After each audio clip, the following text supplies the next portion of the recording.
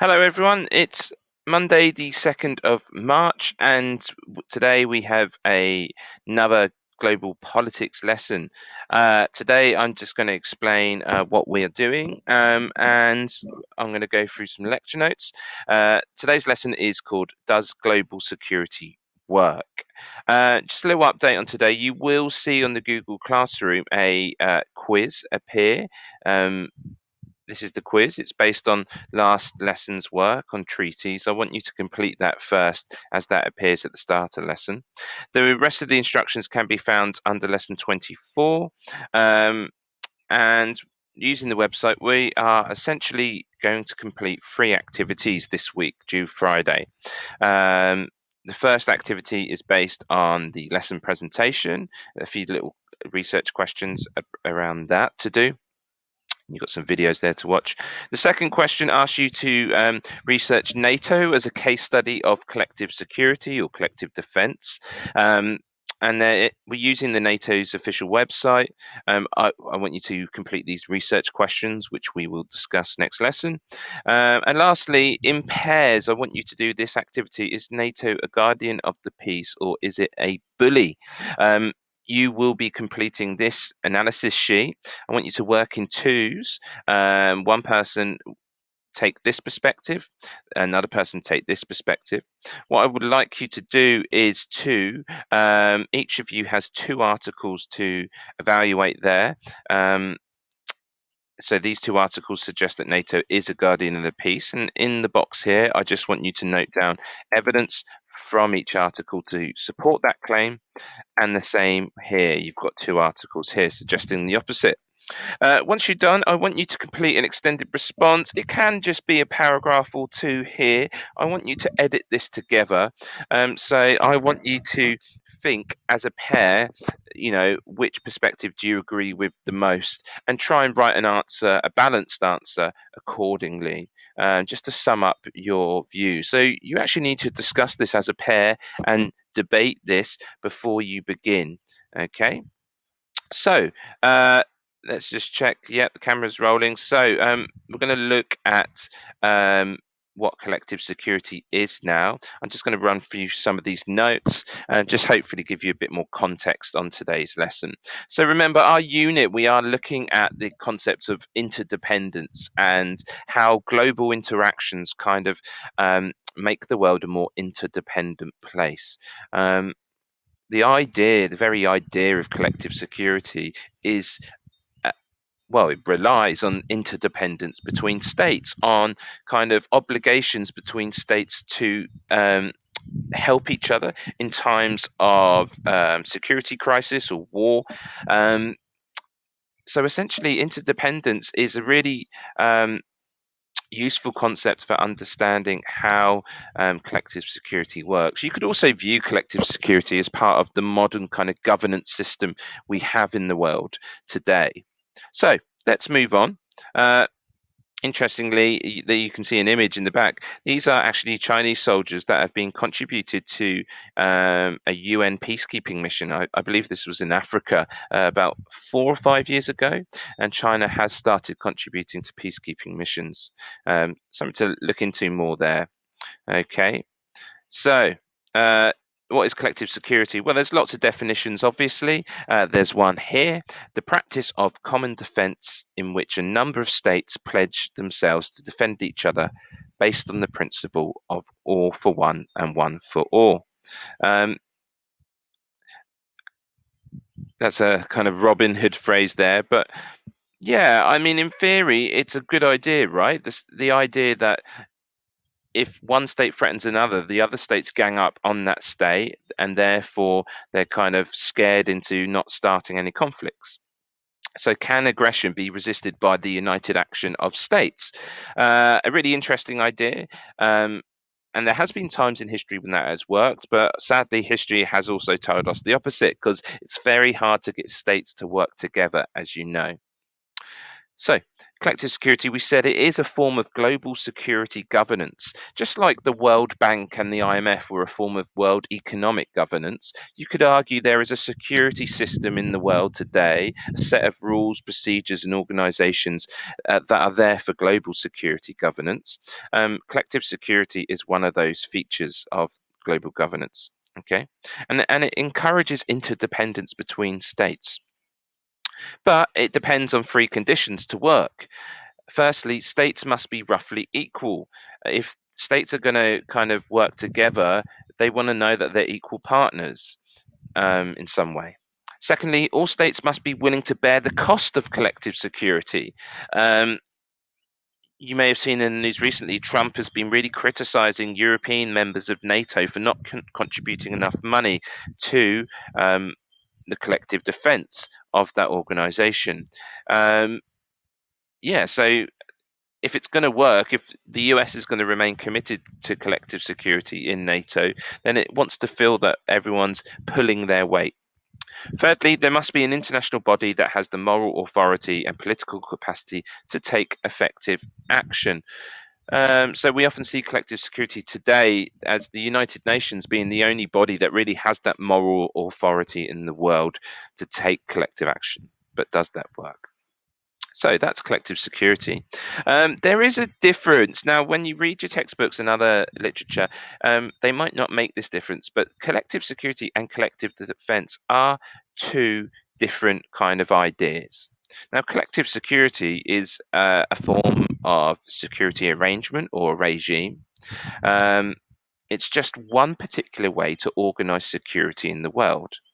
Now, if we are realists and we think the world is really anarchical and states are just out for themselves, have to look after themselves, then we might argue that national security is the best way to ensure the security of the state.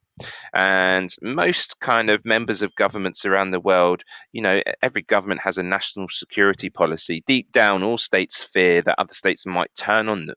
So, in many ways, we also have a national security system in the world. That's the core thing that defends a country. But collective security is almost like an additional level of security on top of that. There are even other types of security ideas in the world. Global security is the idea that how can you be secure in your region if there is instability in other regions? Because in a globalized world, things spill over. So some people advocate that, and this was a very popular idea in the early 2000s, especially with the US invasion of Iraq, that um, civilized states have a right to kind of intervene to sort out conflicts in other regions of the world in order to kind of ensure global security. That goes beyond collective security, and that's quite interventionist.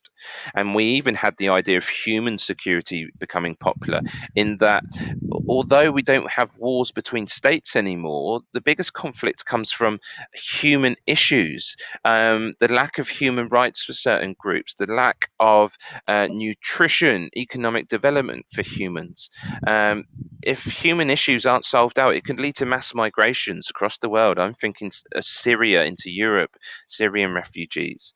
So if we kind of meet the needs of all humans, then we shouldn't have any security problems, really. So that's a different conception of security. I've just mentioned these just to let you know that collective security is just one form of kind of how to make the world more secure. It is different to alliances. Alliances are kind of on like a one-to-one between state level. Collective security, though, seeks to include all states in the world or in a region. It isn't just between a group of states. It's very inclusive. It's a universal idea. Collective defense, on the other hand, is similar to collective security, but is a bit more restrictive in terms of membership. And it's usually based on a common defense. So NATO is the classic example that we're going to study this lesson, the North Atlantic Treaty Organization. It was set up during the Cold War to kind of defend Western Europe and Western interests against the Soviet Union. So there was a common enemy. When the Soviet Union collapsed, many argued that NATO should collapse because it doesn't really have a common enemy anymore. And people would say that's why NATO is facing a lot of crises of identity at the minute, because it doesn't have a common external threat. So they're quite restrictive.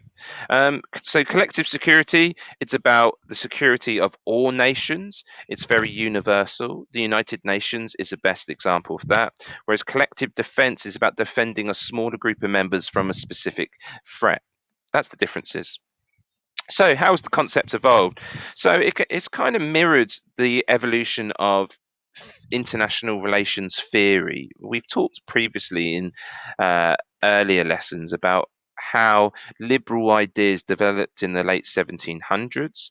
Um, Especially one of the key figures and thinkers for us is Immanuel Kant.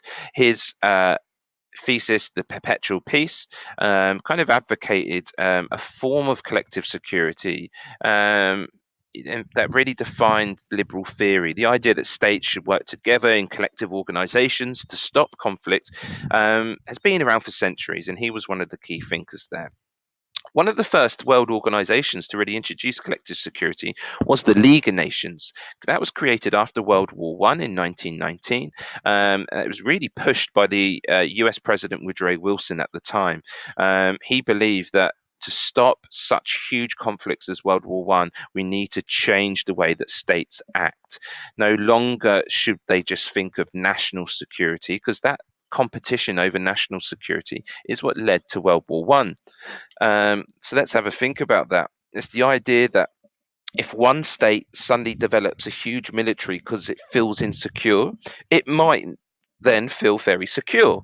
But its neighbors might feel insecure because it has a large military. And that is what we call in global politics the security dilemma. It's this idea that states can never really feel entirely secure because of the independent sovereignty of its neighbors. They might do something rash, they might create a new weapon. We can just never feel secure. So the League of Nations was an attempt to get around that by introducing the concept of collective security. And it said to states, look, you don't need to worry about national security. If we all band together to stop aggressors, then that will kind of be a better way to organize security. But it completely failed. As we know, World War II happened. We had the rise of revisionist states like Hitler's Germany.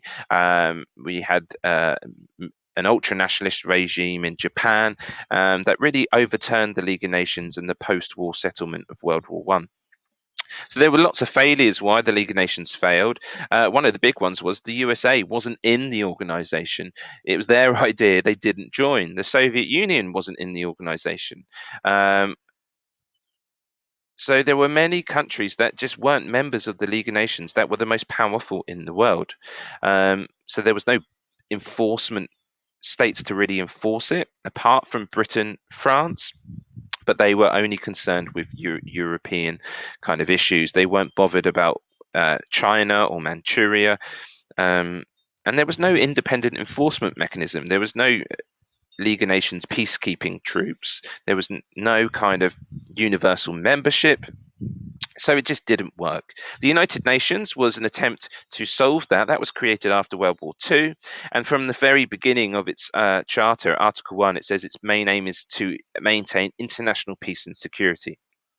So it was envisaged by the USA and the United Nations of World War II as a kind of collective security organization to build on the flaws of the League of Nations. And they created a body within the organization called the UN Security Council. That is made up of 5 members: Britain, France, the USA, the Soviet Union, or what is now Russia, and China, which was Taiwan but is now the People's Republic of China. These were the 5 kind of victors, if you like, of World War II. They are also all nuclear powers, and between them, they're supposed to ensure the security of the world via collective security. So that is how the idea has evolved over time.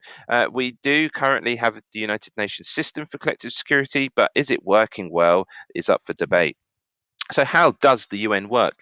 Well, it's the UN Security Council. That's the body within the UN that is tasked with investigating any threat to world peace if something happens, and they have to give recommendations for states on how to solve it. So it isn't a binding organization, the UN Security Council. They give recommendations, which are generally complied with usually, you may remember last lesson's work on why states comply with treaties. Well, the same reasons apply to collective security here. It also has the power to call upon members to enforce sanctions, so it can recommend economic sanctions, diplomatic sanctions, and it has access to kind of recommending military action to either maintain or restore international peace. In reality, the UN operates as a form of limited collective security. It's very limited. Now, why is collective security limited at the UN? Well, the Security Council has 15 members in total, but as we said earlier, only 5 of those are permanent members. And those 5 members have something called a veto, which is a vote that basically says no. So let's imagine the 15 members of the Security Council, they agree on sending an armed force to stop a nation that has invaded another nation. If only one of those 5 nations uses their veto, then there would be no legal basis for that, and that action wouldn't happen. Um, Now, that gives those 5 states, those permanent members of the Security Council, the P5, a massive level of structural power because they can outweigh the collective interests of the world for their own national interests. And we see that happen a lot. So that might make you think, why the hell did they introduce this idea to start with? Clearly, that isn't going to make collective security work. Well, unfortunately, realists love this point. We don't live in a utopia. We live in a world in which national interest is still pretty powerful. And these states were concerned with maintaining their kind of hegemony, their power in the international system. It works great if those 5 states are really kind of forward thinking. They want to solve world problems. They're very willing to give up their own interests in terms of collective interests, but they don't. And they've used their veto a lot. So let's move on. This graphic here just shows you the role of the Security Council in the UN. Um, they have the decision role. Essentially, it's the UN Security Council that decides on the core security issues, on what to do, what to recommend. The General Assembly also has a recommending role. The General Assembly is all the countries of the UN. It's like the equivalent of a parliament. Each country has one vote and they vote on issues, but their votes are not binding. They can only make recommendations to the nations of the world, to the Security Council. The Secretary General is supposed to implement the will of the Security Council, but in effect, he can act quite independently. He's voted into power by the Security Council. And then the UN has a lot of other organizations. You could see the International Criminal Court here and the Court of Justice. They're supposed to implement international law. The Economic and Social Council is to deal with those kind of issues. More of that later. And there are other bodies there on the left, there are other UN organizations that essentially implement the will of the UN and spend its budget. Let's move on.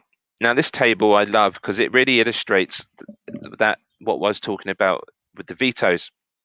You can see each permanent member of the Security Council there, and each time they've used their veto. China actually hasn't vetoed much in comparison to the United States and the Soviet Union. Interestingly, look at the colors of when those states have done that. 1946 to 69 is blue. You can see that the Soviet Union is vetoing lots of actions at that time. You may like to ask yourself why. One reason is the Cold War. During the Cold War, the Security Council was in theory dominated by Western interests because China was represented by Taiwan, or the Republic of China at the time. In theory, the Security Council, Russia was on its own. So the 4 members, France, Britain, the USA, and Taiwan, they would often vote in unison on many Cold War issues because they're on the same side. So Russia was often forced to defend its perspective by using the veto. You can also see that the USA did the same. After 1970, China, the People's Republic of China, Communist China, was now a member of the Security Council. And so Russia and China, although they had quite huge disagreements, they would often vote on similar issues in the same way. So the USA used its veto to stop kind of communist nations kind of influencing the world too much. You've also had lots of vetoes after the end of the Cold War in 1992, especially with China. And that might just show disagreement amongst the main powers, the USA, Russia, and China in the current world state. So, how does collective security work at the UN? Well, the Security Council, as we said, does have the power to send in a military force to stop an aggressive state.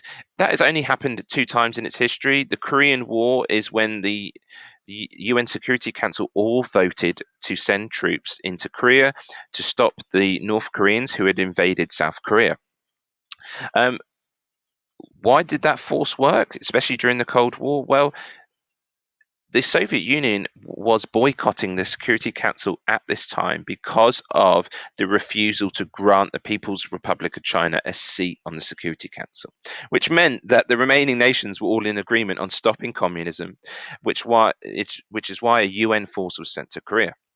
In the Gulf War as well, after the Cold War, it was a rare example of agreement because Saddam Hussein's Iraq had invaded the small country of Kuwait. It threatened oil supplies in the region, which everyone benefits from. So there was a UN force in the Gulf War. But otherwise, it's been very rare. But that hasn't stopped troops being sent to conflict zones. And you can see in the image there the UN peacekeepers. There have been 71 peacekeeping and peacemaking operations since 1945. So, although states can't agree on, stopping conflicts, they can send in troops to kind of ensure that there are no human rights violations, that states aren't breaching their international treaty obligations. And they're contributed by all different member states. There's some statistics at the bottom there that just illustrates the scale of these peacekeeping operations. 16 active missions in 2009, 80,000 troops, 111 countries, 7.1 billion budget. That is huge. So the UN does do a lot for collective security, but it's probably not as effective as it could be due to those vetoes. There are a number of articles from the UN Charter there that just outline the specific powers the UN Security Council has. You might just like to take a note of some of those there. So essentially, we're near the end of the lesson now. So, does collective security work? Was the question that we set ourselves this lesson. So, in many ways, some people really argue against the UN. They would say it's too idealistic in nature.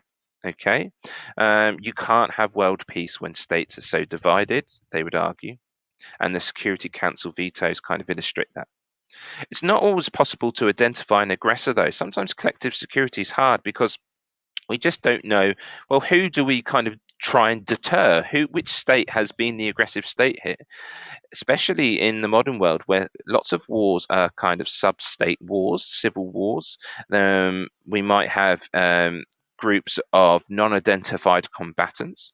Russia's invasion of Ukraine from 2011-12, troops were actually not identified as Russian troops. They had actually almost camouflaged themselves as terrorists. So it was hard to know or act as a collective defense or collective security organization. The concept is also kind of contradictory because it's supposed to be working for collective peace, yet it uses war as a means to ensure no war, which is kind of a double standard there. It also doesn't allow states to be neutral because everyone has to be against the aggressor, which if you're a peace-loving neutral state, that's impossible. Also, the fact that the UN doesn't have its own army. If it had its own army, you could argue it could just do whatever it wants to ensure peace in the world. Some people would say that's a great thing. Some people would say that's a very scary thing. What if there was a dictator of a secretary general? Yeah, Trump became secretary general. Geez. And it's too dependent on powerful states for its finance and its military. The UN has to rely on large states for its funding and for its military actions. And those states obviously have an interest, which makes collective work and collective security hard. Others say it makes collective action possible. Without the UN, even though it is flawed, there would be no collective security in the world. So, even its small victories are good.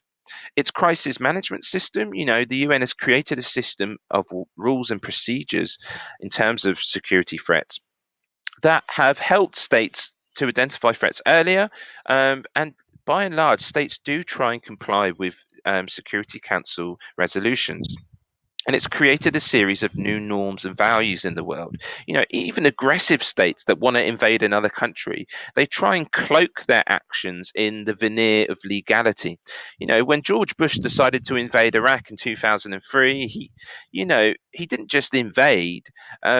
He went to the Security Council, and the US quoted so much evidence that the Saddam Hussein was developing a program of nuclear weapons and chemical weapons, which there just wasn't evidence of. But it showed the extent to which states want to seem like they are abiding by these international norms, which is a good thing because does show that the behavior of states can be regulated to some degree, which is optimistic for future possibilities.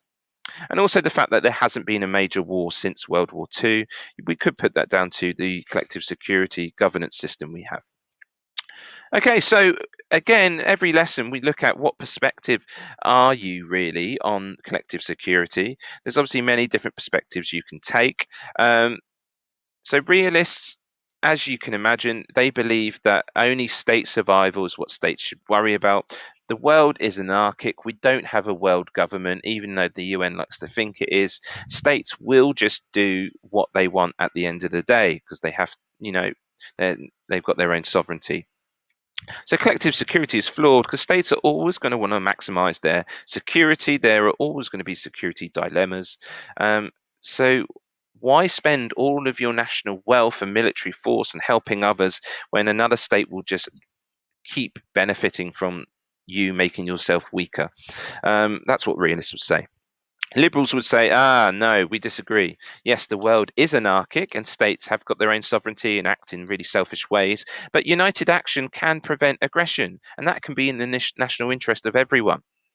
All states essentially want national security. Even the US wants to be secure. So it's in everyone's interest to create collective security, okay?